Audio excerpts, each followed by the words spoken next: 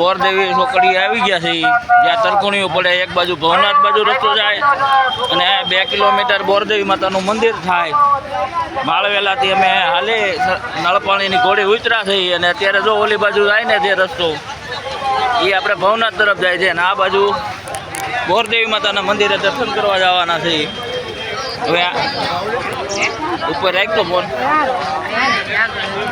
અને જો તમે પબ્લિક અહીંયા જો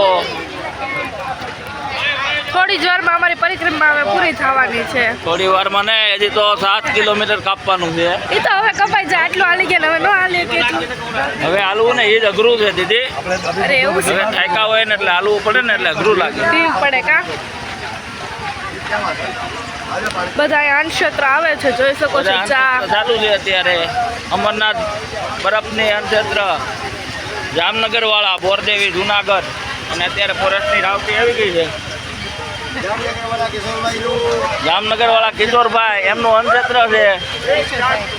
કિશોરભાઈ રસોઈયા હો ફોટો પર લે બોલો ફોટો લે. 12 વાગે. હા.